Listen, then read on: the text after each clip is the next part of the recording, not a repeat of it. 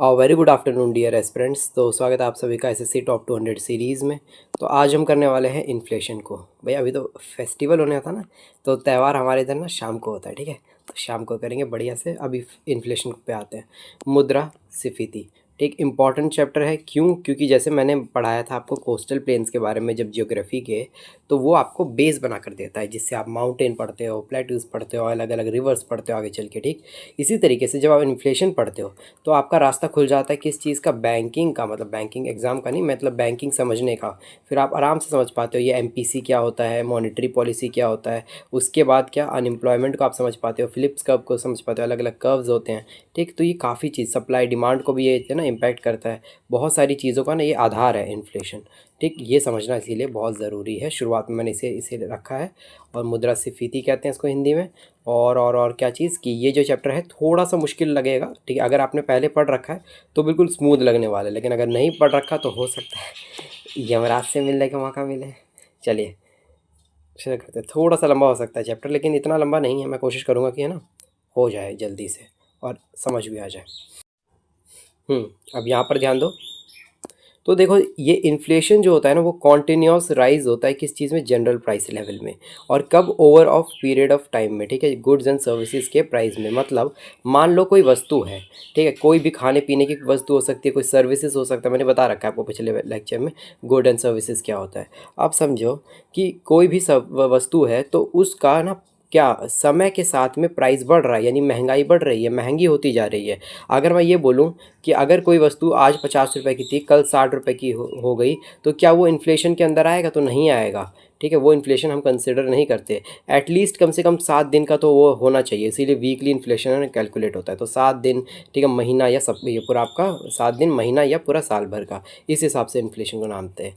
अब ये कह रहा है कि ये रिड्यूस कर देता है आपका परचेजिंग पावर को। परचेजिंग पावर ऑफ मनी क्या होता है कि जिसको, मान लो कि अगर आप मोमोज़ खाने जा रहे हो तो पहले वो आपको 50 रुपये का प्लेट मिला करता था, अब वही चीज़ आपको 60 रुपये की मिल रही है। तो आपको ज़्यादा खर्च करना पड़ रहा है ना अपने जेब से, तो जो आपकी खरीदने की क्षमता है वो कम हो गई। इसको अभी मैं आऊँगा और अच्छे से समझाऊंगा, नीचे है, बस ये समझ लो। ये क्लियर हो गया ना इन्फ्लेशन क्या होता है। कि मुद्रास्फीति वस्तु और सेवाओं की सामान्य जो मूल्य होता है, ठीक है, उसमें बढ़ोतरी हो जाती है समय के साथ, निरंतर। ऐसा नहीं कि एक थोड़ा सा बड़ा रुक गया, नहीं, वो चलता जा रहा है, बढ़ता जा रहा है टाइम टू टाइम, ठीक। इसी को कहते हैं।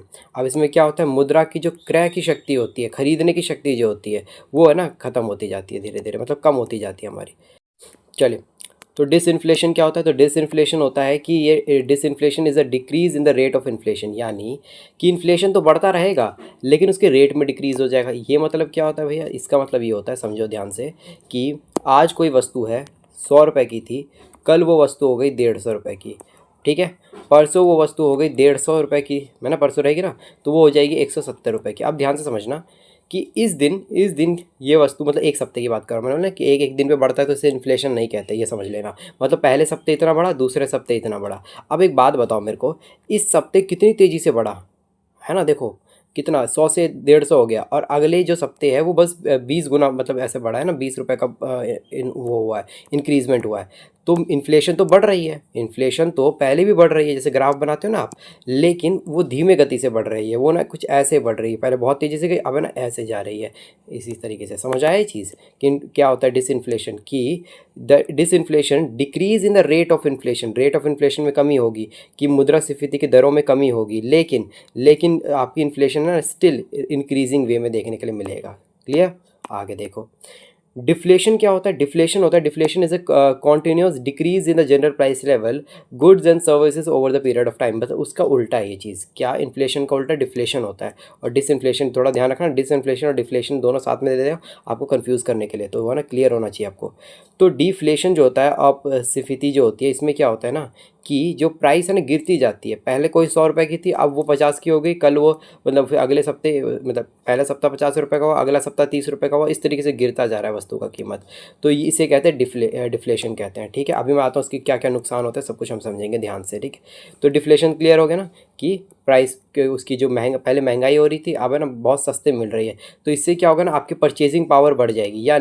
यानी आपके पास जितना पैसा था, पहले आप 50 रुपये में थोड़े से, मतलब एक ही प्लेट मोमोज ले पा रहे थे, वही ₹50 में आप 2 प्लेट मोमोज ले पाओगे। ये चीज़ आप बोलोगे, आप खुश हो जाओगे कि यार क्या कमाल की चीज़ है, ये होनी चाहिए। लेकिन अभी मैं समझाता हूँ क्या इससे ना क्या दिक्कत होगी, पहले यहाँ ध्यान दो। ओके, इन्फ्लेशन के ना टाइप्स होते हैं। एक होता है क्रीपिंग, ठीक है, एक होता है वॉकिंग, एक होता है रनिंग, गैलोपिंग और हाइपर इन्फ्लेशन होता है। कभी किसी किसी में इन दोनों को साथ में रखा जाता है, इन्हें हम अलग अलग रखेंगे जो एसएससी मानता है, उसके हिसाब से मैंने निकाला, ठीक है। तो जो क्रीपिंग इन्फ्लेशन होती है वो होता है आपका 3% पर ईयर, ठीक है। ये आपका 3 से 10%, 10 से 20%, 20 से 100%, ठीक है, पर ईयर। और ये होता है 50%। देखो ये सोचोगे यार तो ये तो 100%, ये तो 50% है, जबकि ये ऊपर होना चाहिए। अंतर ये है कि ये एक साल की बात कर रहा है, ये महीने में 50% बढ़ जाता है। महीने में 50% इंक्रीज़ होना बड़ी बात होती है, ठीक। ये चीज़ क्लियर हुई। वही चीज़ मैंने लिख रखी है कि जो क्रीपिंग होता है वो रेंगता हुआ होता है, चलता हुआ होता है, फिर उसका वॉकिंग तो जानते हो, रनिंग दौड़ता हुआ, उछलता हुआ, उसके बाद आपका अति मुद्रास्फीति, ये वाला। ये क्लियर हो गया, ठीक है। अभी हाइपर हाइपर इन्फ्लेशन की बात कर रहा था मैं। हाइपर इन्फ्लेशन जैसे ना वेनेजुएला में आया क्यों, इन कार्टूनों ने पता है क्या कहा कि जैसे जब इनका ना डिमांड और सप्लाई मैच नहीं कर पा रहा था ना, कि डिमांड तो वैसे उन मतलब बन नहीं, मतलब वो खुद की इनकी टेक्नोलॉजी है नहीं कुछ, तो लोगों का डिमांड था ही, ठीक। लेकिन दिक्कत क्या थी, डिमांड तो थी लेकिन लोगों के पास पैसा भी नहीं था एक तो, ठीक, खरीद सके।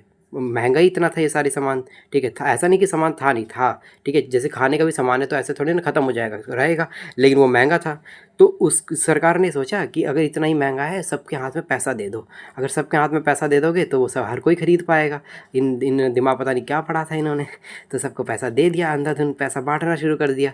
तो जब सबके हाथ में पैसा आएगा तो क्या बढ़ेगा, जब लोगों के हाथ में पैसा बढ़ता है तो उनकी परचेजिंग पावर जो पावर ऑफ मनी बढ़ जाती है, जिसके वजह से क्या होता है, डिमांड बढ़ जाता है। और जब डिमांड बढ़ता है तो सप्लाई तो है ना पाताल में चला जाएगा, बिल्कुल नीचे। अब इसके वजह से आया वहाँ पर क्राइसिस, और वहाँ पर है ना, कहते हैं ना कि वो बोरी भर भर के पैसा ले जा रहे हैं, गरीब से गरीब लोगों के पास बोरी भर भर के पैसा है, लेकिन वो जिससे मांगने जा रहे हैं कि हमें ना वो दे दो, खाना दे दो, तो वो उनका रेट ना और बढ़ता जा रहा है ना। क्योंकि देखो अब एक खाने के लिए, एक ब्रेड के टुकड़े के लिए, ठीक है, अब पहले 100 लोग हुआ करते थे जो मतलब जिनके पास पैसा था, ठीक है। अब सभी के पास पैसा है, अब 1 करोड़ लोग, ऐसे मान के चलो। अब क्या होगा, अब लड़ाई होगी। तो वही चीज़ है, समझ आया चीज़। तो ये हाइपर इन्फ्लेशन क्यों होता है, क्यों सरकार है ना अंधाधुंध पैसा क्यों नहीं छापती है। ये चीज़ मैंने बता दी आपको। चलो अब यहाँ पर ध्यान देना, परचेजिंग पावर पैरिटी जो अभी मैंने बताया, इसको थोड़ा दूसरे नज़रिए से देखो। तो परचेजिंग पावर पैरिटी जो होती है ना, वो ये कहती है कि how much the same amount of money can buy in a different countries. इसका मतलब क्या है कि ध्यान से देखो ज़रा इधर, कि ये रहा इंडिया, ये रहा यूएसए। अब आप बोलोगे कि देखो यार इंडिया में ना सैलरी बहुत कम है, मान के चलो यही है 20,000 30,000 रुपये सैलरी है मंथली, ठीक है, इस तरीके से।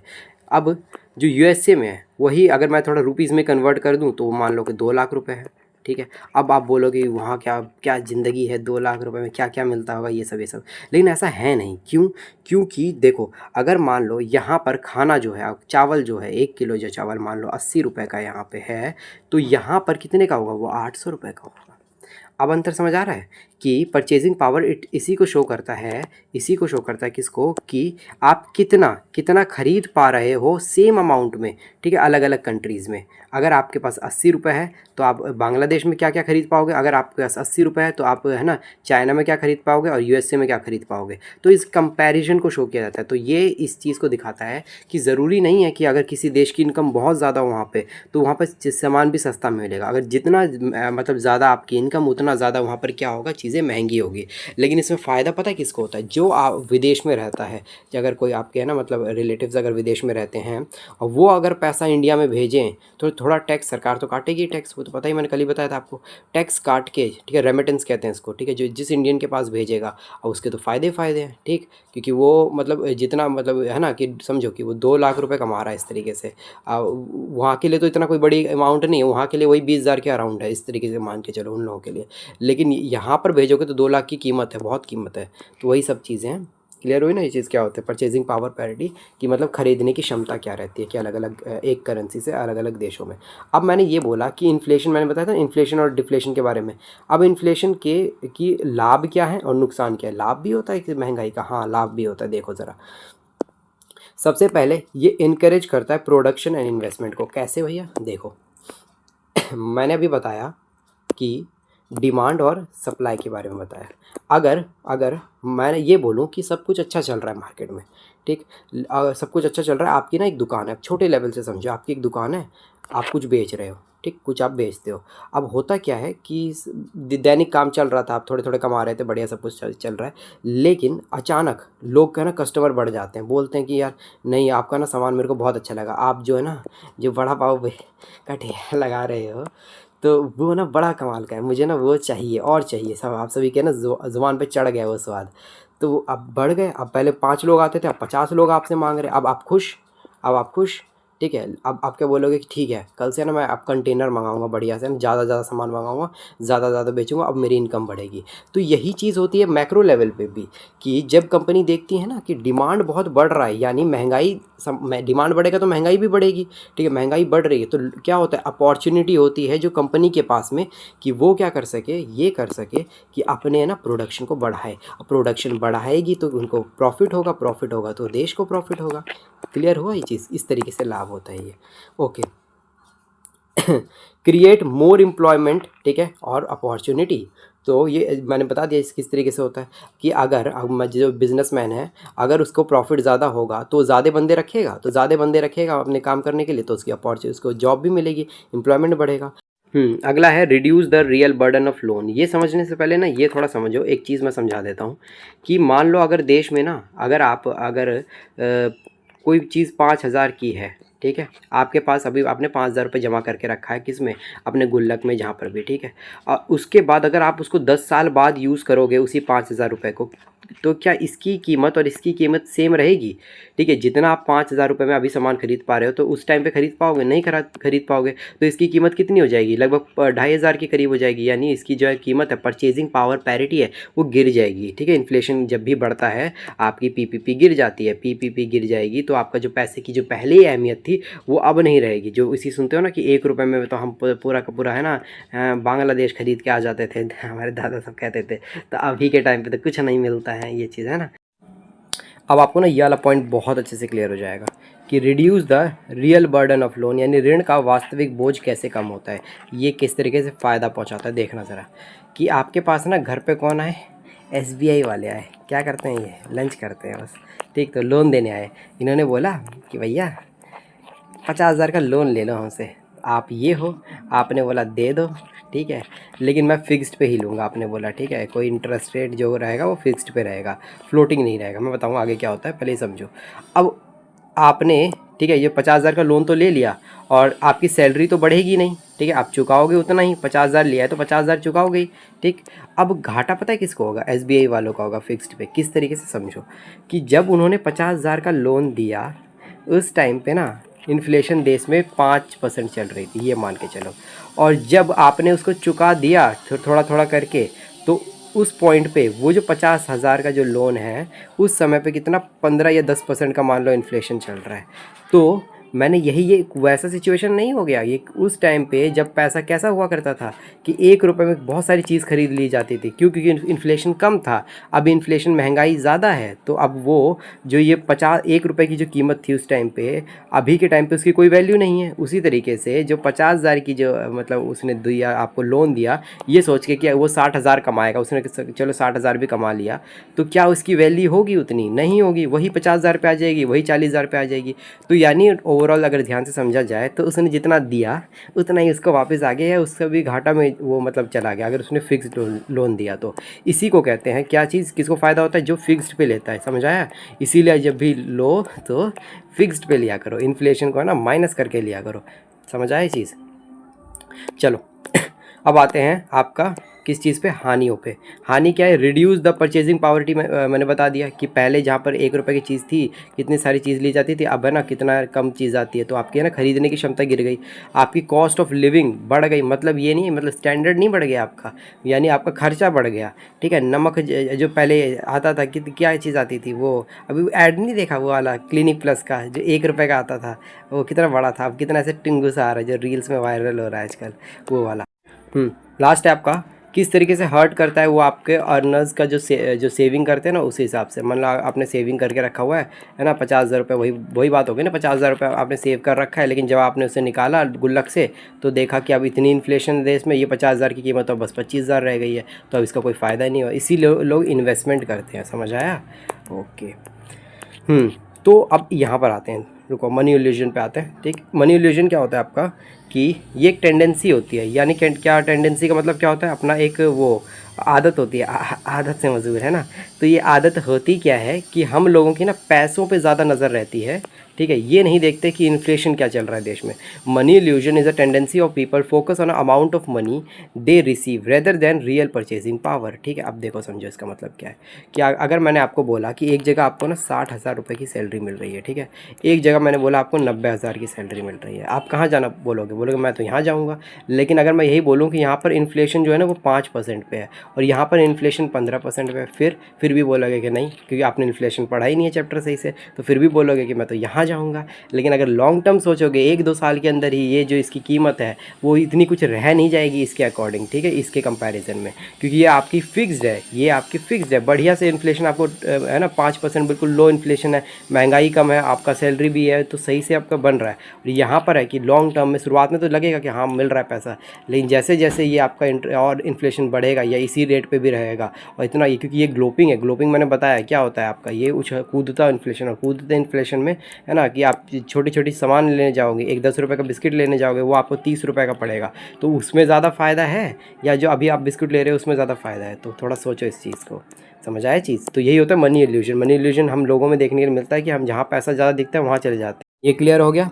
तो मनी भ्रम क्या होता है, ठीक है, मुद्रा भ्रम।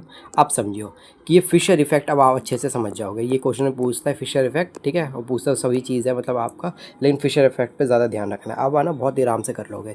देखो होता क्या है कि मैंने बताया बैंक वाले आपको पैसे लोन देने आए, उनको तो घाटा है भाई, अगर वो फिक्स्ड पे देंगे तो उनको तो घाटा है, तो उसीलिए उन्होंने निकाला फिशर इफेक्ट। फिशर नाम का एक व्यक्ति था, इरविन फिशर, उसने निकाला, बोला एन इकोनॉमिक थ्योरी, ठीक है, जो बोलता है क्या बोलता है, व्हेन इन्फ्लेशन गोज अप, जब इन्फ्लेशन देश में महंगी ज़्यादा होगी तो अपना इंटरेस्ट रेट भी ना साथ साथ बढ़ाते चलो उस अमाउंट पे, यानी फिक्स्ड मत रखो। आप अगर किसी को पैसा देते हो ना उधार, ये मत बोलो कि मैं 5% पे ही वो ब्याज लूँगा, ये बोलो कि अगर भाई देखो देश में महंगाई बढ़ेगी तो मैं धीरे धीरे अपना इंटरेस्ट रेट भी बढ़ाता रहूँगा। तो इसको इसने बोला था, किसने, फिशर इफेक्ट ने बोला था, ठीक है। The ensure that the true, ठीक है, उसका वैल्यू ऑफ द मनी, जो असली मनी है वो मिल सके ओवर द टाइम, ठीक है, ऐसा ना हो कि जो देने वाला है उसको घाटा हो जाए उस चीज़ का। आप समझ आए क्या होता है इसका मतलब, ठीक। अब इसका फॉर्मूला क्या होता है, नॉमिनल इंटरेस्ट रेट, ठीक है, यानी रियल इंटरेस्ट रेट, और आपका जोड़ होता है किसके साथ में, एक्सपेक्टेड इन्फ्लेशन रेट। मतलब कि ये जो अब जो रखोगे आप इंटरेस्ट रेट रखोगे, जिससे जो ब्याज दर रखोगे, ठीक है,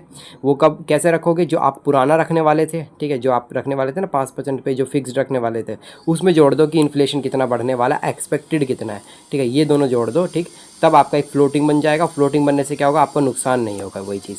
और वही मैंने बोला कि ये इसलिए करते हैं, जो बैंक होता है need to maintain the purchasing power इस इन्फ्लेशन के ज़माने में, मनी दे बैक इन द फ्यूचर, ताकि जब वो फ्यूचर में वो पैसा उनको वापस मिल जाए, जब वो लोन चुकाने वाला दे, तो वो ना घाटे का सौदा ना हो। समझ आया ये चीज़, ओके। वही चीज़ मैंने बता रखा है किस तरीके से ये आपका फिशर प्रभाव काम करता है कि जैसे मुद्रास्फीति बढ़ती है, इन्फ्लेशन बढ़ता है, तो वो जो आपका जो पैसा दिया है फिक्स्ड पे, जो स्थिर ब्याज दर पे दिया है, वो कोई काम का रह नहीं जाता, क्योंकि जब पैसा वापस आएगा तो उसकी कोई इतनी वैल्यू रहेगी नहीं। तो इसीलिए क्या किया जाता है कि उसको ना फ्लोटिंग बनाया जाता है, ठीक है, अस्थिर बनाया जाता है, क्या किस हिसाब से, नामात्र ब्याज दर रखा जाता है, ठीक है, नॉमिनल रखा जाता है, जिसमें ये बोला जाता है कि इन्फ्लेशन अगर बढ़ेगा, महंगाई मुद्रास्फीति बढ़ेगी, तो भाई मैं भी अपना इंटरेस्ट रेट बढ़ाऊंगा। ये चीज़ इसका मतलब है, ठीक है, ये थोड़ा ध्यान रखना, इंपॉर्टेंट चीज़ था। चलो प्राइस इंडेक्स पे आते हैं, इंपॉर्टेंट है। देखो प्राइस इंडेक्स क्या होता है कि इंडेक्स होता है, ये बस ये दिखाता है कि इस साल महंगाई कितनी है, अगले साल महंगाई कितनी थी, ठीक है, शुरुआत में जो हमारा जो बेस था, हमने जो मतलब एक आधार बनाया था उस टाइम से, जब से गिनना शुरू किया, ऐसा मान के चलो उस टाइम पे कितनी थी।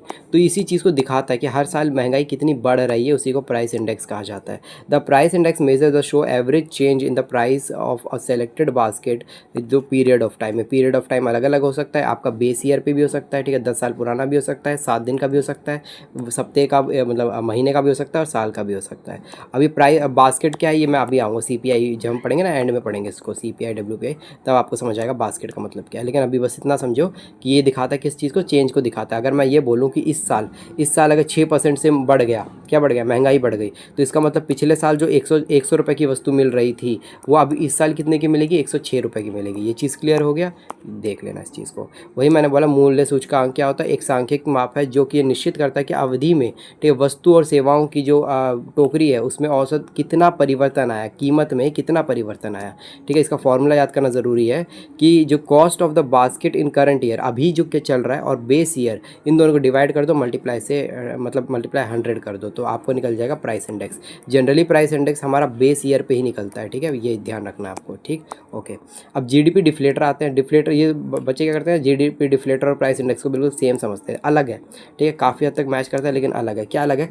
GDP deflator is a price index. ठीक है, यानी प्राइस इंडेक्स के अंदर जीडीपी आता है। ठीक है, मतलब सॉरी, जो जीडीपी डिफ्लेटर जो है वो प्राइस इंडेक्स का एक छोटा सा सब इंडिकेटर है। ठीक है, जो क्या दिखाता है, ये दिखाता है change in the price of all final goods and services produce with in the country during a period of time. अब ये चीज़ समझो, ये दिखाता है कि एक टाइम पीरियड के अंदर कितना कितना जितने भी सारे के सारे वस्तु हैं उसके प्राइस में कितना चेंज आया। अब ये तो वो भी वही बात कर रहा था, बस ये अंतर क्या पड़ गया, जीडीपी डिफ्लेटर में ये जीडीपी पे फोकस करता है। जीडीपी मैंने आपको बताया था कि केवल एक देश की, अगर कोई विदेश में, ठीक है, वस्तु बेचता है, ठीक है, विदेश में हमारी कोई किसी चीज़ की वस्तु, फेना है ना, फेना जो कपड़ा जैसे धोते हैं उसका प्राइस बढ़ता है। ठीक है, हमारे कोई घड़ी का, टाइटन वॉच का अगर प्राइस बढ़ता है तो उससे हमें मतलब नहीं है। हमें मतलब क्या है, हमारे देश में, हमारे देश के अंदर उस वस्तु का प्राइस कितना बढ़ रहा है, ये ज़्यादा इंपॉर्टेंट है। उसी को जीडीपी डिफ्लेटर कहते हैं, जो कि प्राइस इंडेक्स का एक पार्ट है। ठीक है, ये ध्यान रखना है आपको। Measure the change in the price of all goods and services produced with in the country during the given year. ठीक है, ये समझ आ गया कि जो मूल्य सूचकांक होता है ना, उसी के अंदर आता है आपका जीडीपी डिफ्लेटर। ठीक है, अपस्फीति कारक, और जो देश में उत्पादित सभी अंतिम वस्तु और सेवाओं की कीमतों में परिवर्तन को मापता है। ये चीज़ क्लियर हुआ? ओके, चलो अब फॉर्मूले पे ध्यान देना ज़रा कि जो जीडीपी डिफ्लेटर होता है ना, वो क्या होता है, नॉमिनल जीडीपी अपॉन में रियल जीडीपी। नॉमिनल और रियल जीडीपी हम नेशनल इनकम में पढ़ेंगे किस तरीके से काम करता है, बस याद रखना। रियल जीडीपी आपका ना बेस ईयर पे काम करता है। नॉमिनल ईयर जो होता है पिछले साल पे कंपैरिजन में होता है कि पिछले साल से इस साल कितना हमारा देश में ना पैसा, मतलब जीडीपी बढ़ा है, पैसा बढ़ा है। और रियल होता है कि एक आधार बनाते हैं, 2011 और 12 का जो आधार होता है ना, उसको बना के चलते हैं कि उस टाइम पर कितना था, उसको मल्टीप्लाई 100 से कर देते हैं। फॉर्मूला याद रखना, डायरेक्ट पूछता है। ठीक है, चलो अब आते हैं अपना क्वांटिटी थ्योरी ऑफ मनी के ऊपर। ठीक है, क्यूटीएम क्या होता है, मुद्रा। ये वही होता है जो मैंने आपको अभी समझाया था ना कि डिमांड एंड सप्लाई के बारे में, वही होता है। थोड़ा इसको पढ़ोगे तो समझ आ जाएगा आपको।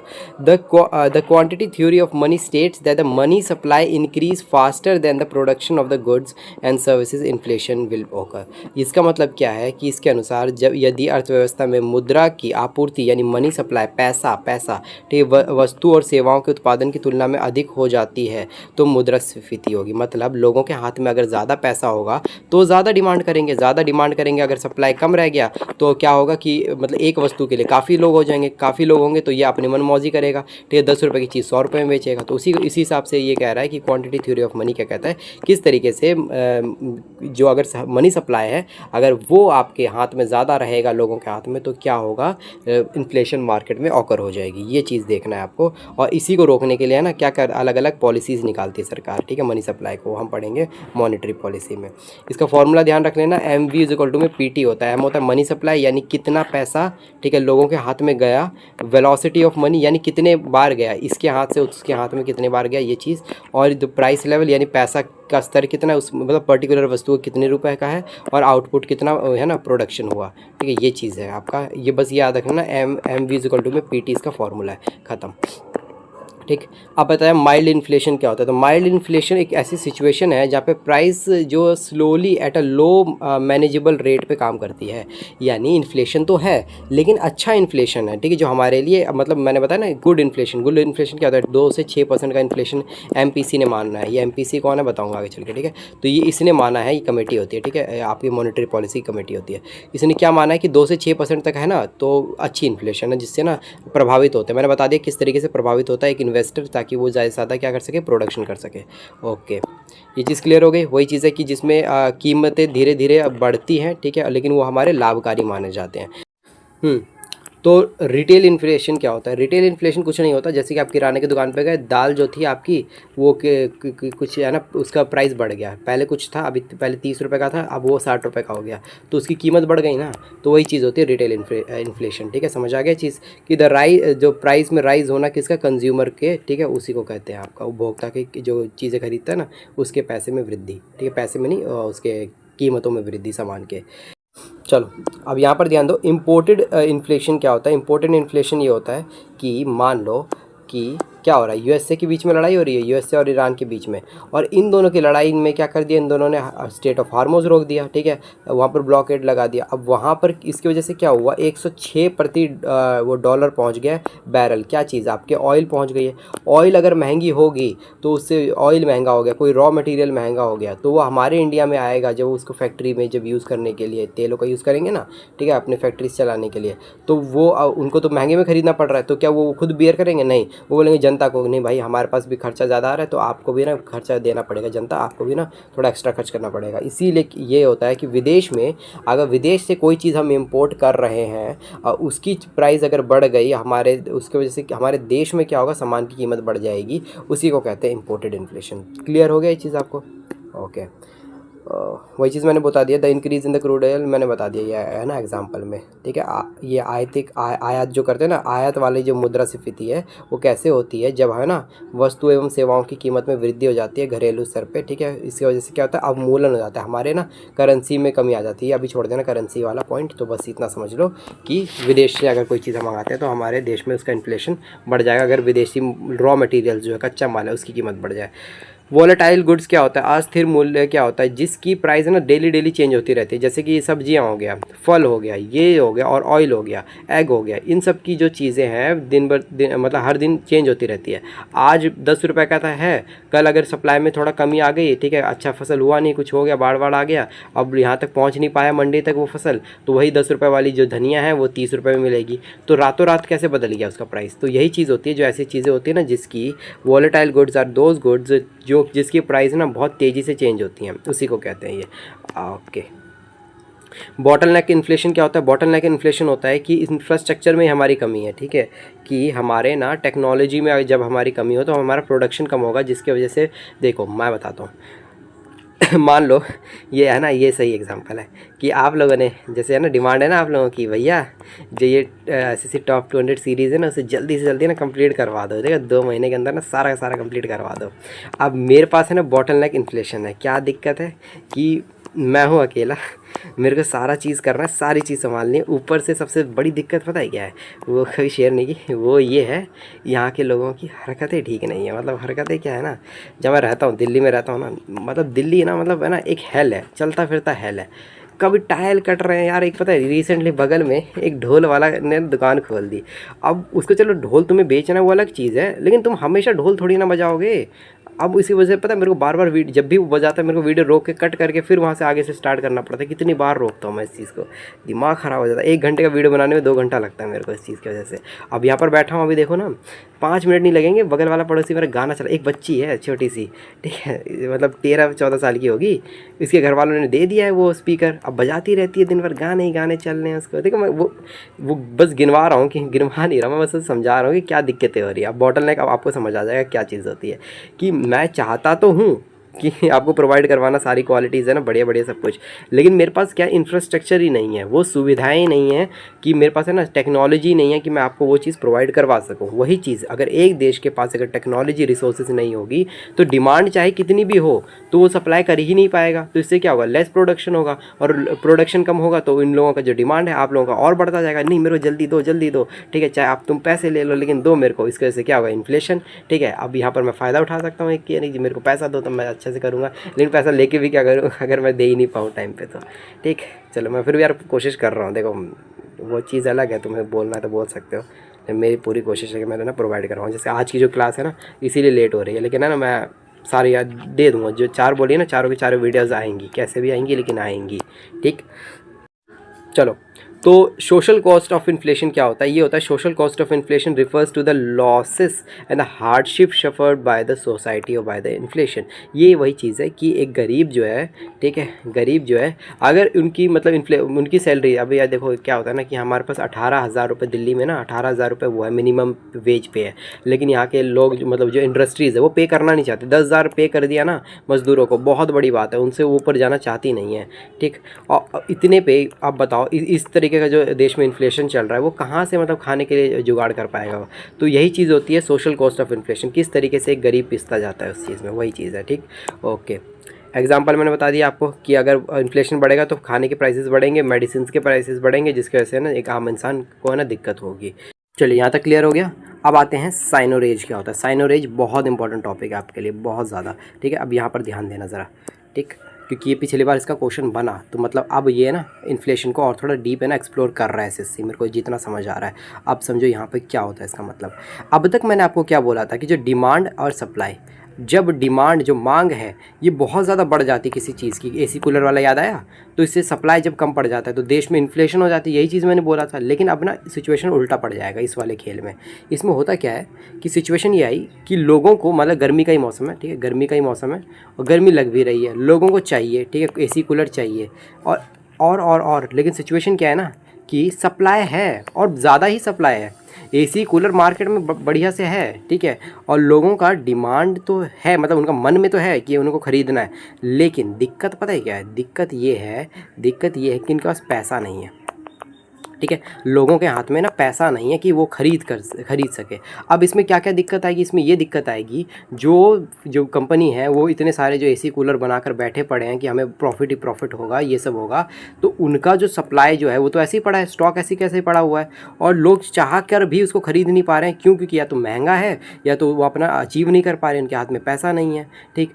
अगर मैं इनको एक होप दे दूँ, आशा की किरण दे दूँ दूर से, कि बोलूँ ठीक है मैं ना एक काम करता हूँ, मैं एज अ बैंक, ठीक है, मैंने बोला, ठीक है, एज अ सरकार मैंने बोला कि मैं थोड़ा आपको पैसे दे दूं, तो क्या आप इसे खरीदोगे? आपने बोला हाँ, चाहे मैं लोन लेके खरीदूं लेकिन मैं इसे खरीदूंगा क्योंकि मेरे को बहुत गर्मी लग रही है, आपने ये बोला, ठीक।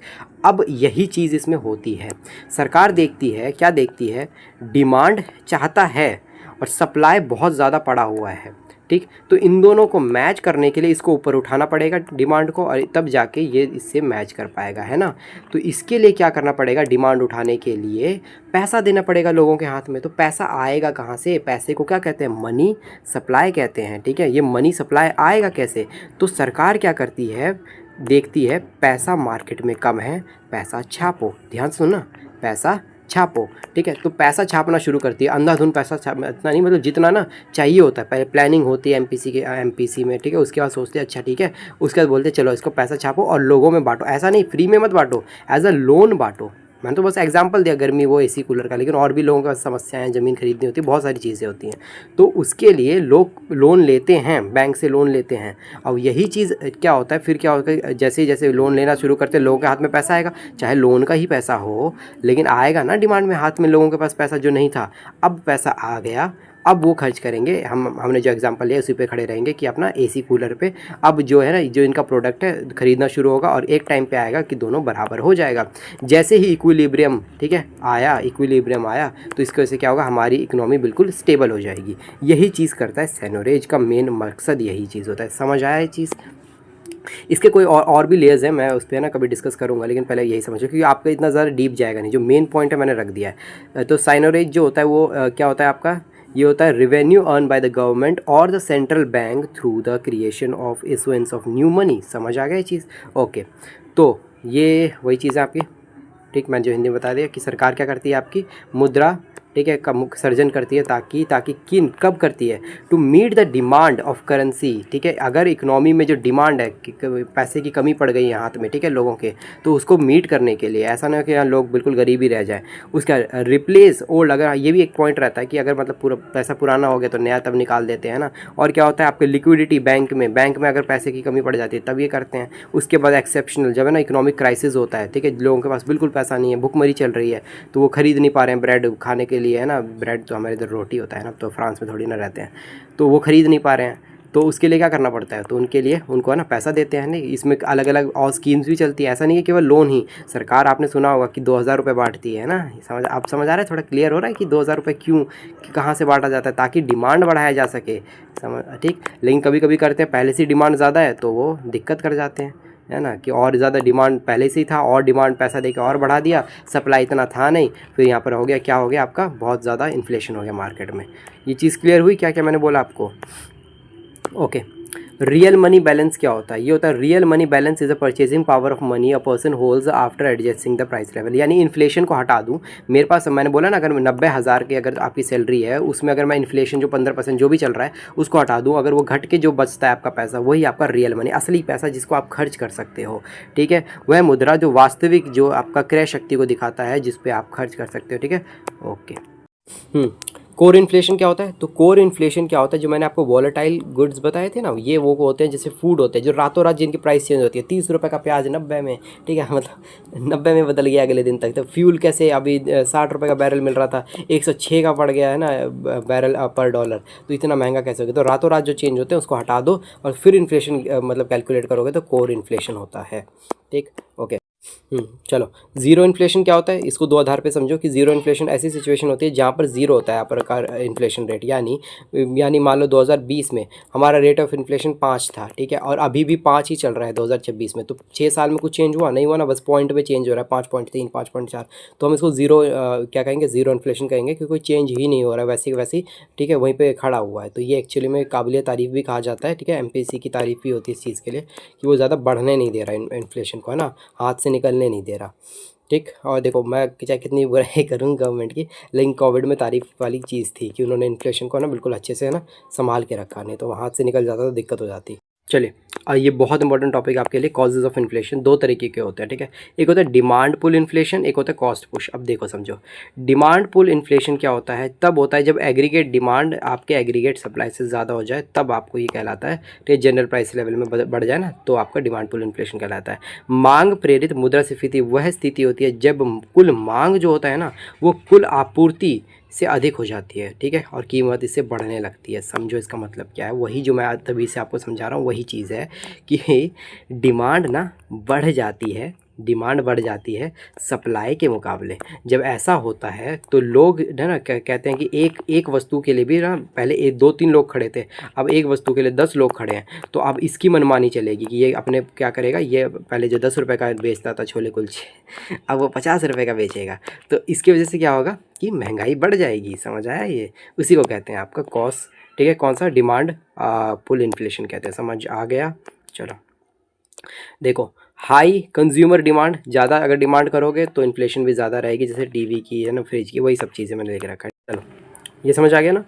अब कॉस्ट पुश इन्फ्लेशन पे आते हैं। देखो, ध्यान से समझना इस चीज़ को, थोड़ा सा टफ लगेगा लेकिन हो जाएगा। कॉस्ट पुश इन्फ्लेशन क्या होता है? ये आपके ना रॉ मटेरियल से रिलेटेड होता है, या आपके ये सैलरी से रिलेटेड होता है, किसके, वेजेस से रिलेटेड। आप समझो, मान लो ना आपकी एक कंपनी है, कहाँ पर है, झुमरी तलैया में कंपनी है, ठीक। आप कुछ बढ़िया बनाते होगे, वो नहीं देखा कि विदेशी आदमी है भाई, कुछ बढ़िया ही बनाता होगा। तो आपकी जो फैक्ट्री है ना, उसमें कर दिया लेबरों ने धरना। और लेबर से मेरे को याद आया, बताना ज़रा, ये DPSP के किस आर्टिकल के अंदर आता है यूनियन बनाने का अधिकार, ठीक। अब जब ये चीज़ हुई तो लेबर ने बोला, भाई हम ना 10,000 में काम नहीं करेंगे। उनके यूनियन ने बोला, उसने बोला कि हम 12,000 दो तो काम करेंगे, नहीं तो हम सब जॉब छोड़ने वाले हैं। अब आप तो फैक्ट्री बंद करोगे नहीं, मजबूरी में आपने मान लिया 12,000 में, चलो ठीक है मैं करूँगा। अब जो प्रोडक्ट बन के तैयार होगा, पहले आप प्रोडक्ट बेचते थे, पूरे दिन भर में आपकी जो कंपनी कमाती थी, मान लो 1 करोड़ कमाती थी, लो खुश हो जाओ, ठीक है, 1 करोड़ कमाती थी, इतनी बढ़िया कंपनी आपकी। और लेकिन अब भी 1 करोड़ ही कमाती है, लेकिन दिक्कत ये है ना कि देना भी तो पड़ेगा ना, सैलरी भी तो देनी पड़ेगी। तो जो प्रॉफिट हो रहा है ना, प्रॉफिट आपको 50 लाख का पहले होता था, अब प्रॉफिट हो रहा है आपको 30 लाख का, क्योंकि आपको सैलरी ज़्यादा देनी पड़ रही है, ठीक है। तो इसके वजह से क्या हुआ, इसके वजह से आपको गुस्सा आया, ठीक है, क्या ये मतलब ये क्या हो गया, लोग दिन ब दिन ऊपर जाते हैं, मैं नीचे कैसे जाऊँगा। तो मैं ना अब जो है अपने प्रोडक्ट का है ना, उसका दाम बढ़ा दूँगा, अब ये जनता पे मैं डाल दूँगा अपना प्रोडक्ट। इसीलिए यही चीज़, ये वजह से जो मैगी 10 रुपये की आती थी, अब वो फिर 12 की हुई, अब फिर वो 14 हुई, फिर अब पता नहीं 15, पता नहीं कितने की ऐसे मैगी बढ़ती जा रही है उतनी, और ऊपर से 10% एक्स्ट्रा लिख कर इसमें 10% काट देते हैं और छोटा कर देते हैं। तो वही सारी चीज़ें होती है आपकी कॉस्ट पुश इन्फ्लेशन में, कि आपका क्या बढ़ जाता है, वेजेस बढ़ जाता है, या अगर मैं बोलूँ मटेरियल का प्राइस बढ़ गया, ठीक है, है ना, सरकार ने कोई नया टैक्स ले आया और उसमें टैक्स बढ़ा दिया, सरकार ने बोला कि और ज़्यादा टैक्स दो, तो अगर आपकी फैक्ट्री पे टैक्स लगेगा तो आप किससे बियर करोगे ये चीज़? जनता को बोलोगे ना, मेरे को भाई मेरे पे टैक्स लग रहा है, मेरे को तो मैं अपना बढ़ाऊँगा अपना, ठीक है, अपने प्राइस बढ़ाऊँगा, यही चीज़ हो गया। अगर मान लो कोई बैच बेच रहा हूँ, ठीक है, अब मेरे पे अगर ना कोई सरकार जैसे कि अगर 30% जो टैक्स लेती है और वो अगर 50% टैक्स कर दे, तो फिर मैं अगर 1000 रुपये का बैच बेच रहा हूँ तो मैं इसको कितना 1500 का कर दूंगा, ठीक है, बोलूँगा भाई मेरे को तो बहुत नुकसान हो रहा है कि सरकार ने टैक्स बढ़ा दिया। वही सब चीज़ें, तो इसे कहते हैं आपका कॉस्ट पुश इन्फ्लेशन। क्लियर? जब उत्पादन लागत, ठीक है, मजदूरी, ईंधन, ये सब बढ़ जाता है तो उसी से हमारा क्या होता है, कीमतें बढ़ जाती है मार्केट में, ठीक है, वस्तु की कीमत बढ़ जाती है। चलो, अब ये बहुत इंपॉर्टेंट है ना, ठीक है, ये आपने सुना होगा CPI के बारे में, WPI के बारे में, वही चीज़ें हैं, ठीक, ख़त्म होने वाला है, थोड़ा सा रह गया बस। कंज्यूमर प्राइस इंडेक्स जो होता है वो एवरेज चेंज दिखाता है रिटेल प्राइस का, फिक्स्ड जो बास्केट में होता है ना गुड एंड सर्विसेज का। नहीं आ रहा ना समझ? आप थोड़ा इधर देखो, ये मान लो एक ना बास्केट बनाते हैं हम, ठीक है, बास्केट कैसे बनाना है, ये मैंने कुछ लिख दिया है, प्राइस का ऐसे लिख दिया, ठीक है, और ये लेता कौन है, ध्यान से देखो, ये सारी चीज़ें हैं, ये इसका यूज़ करता कौन है, ये कंज्यूमर यूज़ करता है। कंज्यूमर कौन होता है? हम होते हैं, उपभोक्ता, जो घर के लोग होते हैं, यानी जो मान लो ये क्या बिजनेसमैन खाने का यूज़ करेगा? बोले हाँ खाता है बिजनेसमैन, नहीं, उसके पॉइंट ऑफ व्यू, बिजनेसमैन का पॉइंट ऑफ व्यू जो हम देखते हैं तो वो इन्वेस्टमेंट के हिसाब से देखते हैं। ये आम इंसान की चीज़ें हैं, खाना हो गया, कपड़ा हो गया, घर हो गया, ठीक है, लाइट हो गया, एजुकेशन हो गया, हेल्थ हो गया, ठीक है, उसके बाद आपका कम्युनिकेशन हो गया ना, फ़ोन ज़रूरी है, वो सब रिचार्ज करना, सर्विसेज हो गया, ये सारी की सारी चीज़ें होती हैं, ये आम इंसान की चीज़ें हैं, ये इन्वेस्टर की चीज़ें नहीं है, गवर्नमेंट की चीज़ें नहीं है, इसीलिए इसको है ना कंज्यूमर प्राइस इंडेक्स में रखा जाता है। समझ आया यहाँ तक? अब ये देखो कि ना एक बेस ईयर होता है 2011 का ना, बेस ईयर हमने बना रखा है कि उस टाइम पे ना, बेस ईयर का मतलब क्या होता है ना, जहाँ से हम कंपेयर करते हैं, ठीक है, पॉइंट होता है ना, ओरिजिन जिसे कहते हैं, उसको कंपेयर करते हैं, उससे पीछे जा नहीं सकते, मतलब है ना, ज़्यादा पुराना हो जाएगा। और अभी रिसेंटली हमने ये यही क्यों रखा है, सेंसस की वजह से रखा है हमने, ठीक है, उसमें अच्छा सा खासा इकोनॉमिक सेंसस भी हुआ था, ठीक है, इकोनॉमी के बारे में बहुत चीज़ें पता चली थी, इसलिए हमने 2011 और 12 को रखा है। अब ध्यान से समझने से होता क्या है, होता ये है कि मैंने बोला, मान लो कि जब 2011 था ना, उस टाइम पे 100 रुपये का क्या मिल रहा था, खाना मिल रहा था, ठीक है, सभी खाना मैंने इकट्ठा किया, ठीक, और मैंने बोला 100 रुपये का मिल रहा था, ठीक। और इस साल क्या है, मतलब जो करंट ईयर में है 2026 में, ये 180 रुपये का है। कितने की बढ़ोतरी हुई? 80 की बढ़ोतरी हुई। इसके आगे मैं लिख दूंगा 80 रुपये। ये चीज़ क्लियर हुई। इसी तरीके से उस टाइम पे कपड़ा मिलता था 500 रुपये का, अभी मिल रहा है आपका 700 रुपये का। कितने की बढ़ोतरी हुई? 200 रुपये की, ठीक है। अब बोलोगे कि केवल एक ही कपड़े की थोड़ी ना भैया, इतना सारा कपड़ा होता है, इतना सारी चीज़ें होती है, तो कैसे होगा? तो देखो, वो पर्टिकुलर का भी तो मैंने इसीलिए शुरुआत में दिखाया ताकि आपको कन्फ्यूजन ना हो। क्यों मैं CPI शुरुआत में नहीं दिखाया? शुरुआत में याद हो, मैंने आपको दिखाया था रिटेल इंडेक्स। रिटेल इंडेक्स केवल और केवल फूड की बात करता है। अब चीज़ें क्लियर हो रही है, ठीक है। इसी तरीके से मैंने आपको एक फ्यूल का भी दिखाया था, फ्यूल और उसके जो इंडेक्सेस होते हैं, जो IIP आया नहीं है अभी, से वो आएगा, देखो। तो इसी तरीके काफ़ी अलग अलग इंडेक्स दिखाए थे, वो अलग अलग चीज़ों को कवर करता है, ठीक। अब मैंने शुरुआत में दिखा दिया था। अब यहाँ पे समझो कि 2011 में जो प्राइस था उसी से हम कंपेयर कर रहे हैं, तो उसके हिसाब से इसमें कितनी बढ़ोतरी हुई? 80 रुपये की। इसमें कितनी बढ़ोतरी हुई? 200 की। इसी तरीके से सभी में बढ़ोतरी हुई होगी, है ना। सभी को मैं जोड़ दूंगा तो मेरा एक बास्केट तैयार हो जाएगा, ठीक है। इसे मैं क्या कहूँगा? बास्केट। ये मेरा कोर एलिमेंट्स है, ठीक है। इस मेरे सारे के सारे जो सब इंडिकेटर्स हैं, सब जो इंडेक्स है, उसको जोड़ के मैं एक बड़ा बास्केट बना दूंगा और उसके प्राइस को रख दूंगा कि टोटल है 2000 रुपये बन रहा है, मान लो, ठीक है, 2000 बन रहा है। अब ये जो 2000 रुपये है, ठीक है, कब? अभी के टाइम का 2000 है। उस टाइम पे मान लो 1000 रुपये हुआ करता था, ठीक है। ये इन्हीं सब का जो प्राइस है ना, जब जोड़ा गया तो 1000 रुपये हुआ करता था, ठीक। किसी एक पर्टिकुलर गुड्स को जोड़ा जाता है, ठीक है, हर सभी का नहीं कि मतलब टमाटर है तो पूरे दुनिया का, मतलब पूरे देश का टमाटर गिन रहा है, ऐसा नहीं होता, ठीक। ओके, अभी करंट प्राइस क्या चल रहा है वो देखते हैं और बेस क्या चल रहा था वो देखते हैं। तो उस टाइम पर 1000 का, अभी पे 2000 का। अब ये चीज़ आप फॉर्मूला से देख के समझ जाओगे। फॉर्मूला कहाँ गया? ये देखो कि हम क्या करते हैं, cost of the basket of the current year कितना है? 2000 है, ठीक है। और बटे में कर देते हैं बेस ईयर का कितना था? 1000 है, मल्टीप्लाई में 100 कर देते हैं, जिससे हमारा CPI निकल आता है। क्लियर हुआ ये चीज़? ठीक है, देखो यार, मैंने कोशिश की अच्छे से समझाने का, आई होप कि समझ आ गया हो याला। तो अब पढ़ने की कोशिश करो, समझ आ जाएगा। कंज्यूमर प्राइस इंडेक्स जो होता है वो मेज़र करता है average change in retail prices पे, वो जो हम दैनिक जीवन में यूज़ करते हैं। बिजनेसमैन के लिए चीज़ें नहीं है ये, फिक्स्ड बास्केट गुड्स पे, ठीक है। और ये consume by the house hold over the time, है ना, टाइम के समय पे। उसके समझो, यही चीज़ मैंने बोला, उपभोक्ता का जो मूल्य सूचकांक है वो निश्चित वस्तुओं और सेवाओं की टोकरी को, ठीक है, खुदरा कीमतों के समय के साथ होने वाले परिवर्तन को चेंज देखता है कि उसमें कितना चेंज आया। तो ये CPI मतलब जब डिवाइड करके जो हमारा आंसर निकले मिलेगा, वो दिखाएगा क्या, वो एक परसेंटेज को दिखाएगा, 6%, 7%, वही चीज़ पता चलता है। अगर मान लो मैंने 6% लिखा निकल के आया, तो इसका मतलब है कि अगर जो सामान 2011 में 100 रुपये का मिल रहा था, तो अभी 2026 में कितने का मिलेगा, 106 रुपये का मिलेगा। आप समझ आए चीज़। ये ध्यान रखना कि इसको रिलीज़ कौन करता है, तो नेशनल स्टैटिस्टिक्स का जो ऑफिस है वो करता है, जो किसके अंदर आता है, मिनिस्ट्री ऑफ स्टैटिस्टिक्स के अंदर आता है। NSO रिलीज़ करता है, ये थोड़ा ध्यान रख लेना। ओके बेस ईयर 2011-12 का है, ये 100 क्या 100 का हमारा एक पॉइंट होता है, उसके हिसाब से बस ये याद करना 2012 का आपका है, ठीक है। ओके, इसमें और क्या देखना है, वही पर्पज़ क्या है, क्या क्या देखना पड़ता है, रिटेल सामान देखना पड़ता है, कॉस्ट ऑफ लिविंग देखना पड़ता है। ये अगर निकालोगे, CPI निकालोगे, तो इससे पता चल जाएगा ना देश में कितनी महंगाई है, ठीक है। ये इसी को आपको जनरली आपको देखने के लिए मिलेगा, है ना, हेडलाइंस में देखने को मिलेगी न्यूज़ में, इतना इन्फ्लेशन चला गया, उतना चला गया, ये सब चीज़ें हैं, ठीक। ये चीज़ मैंने आपको बता दिया। अब ये रह गया अपना होल प्राइस इंडेक्स। अभी हमने किसके नज़रिए से देखा था, आम इंसान के नज़रिए से देखा था, अब हम बिजनेसमैन के नज़रिए से देखेंगे। होल प्राइस इंडेक्स जो होता है, मेजर किया जाता है average of the goods and services, जो होल प्राइस पे हो। होल प्राइस जानते हैं ना, जो थोक कहते हैं, वो जो हो गया।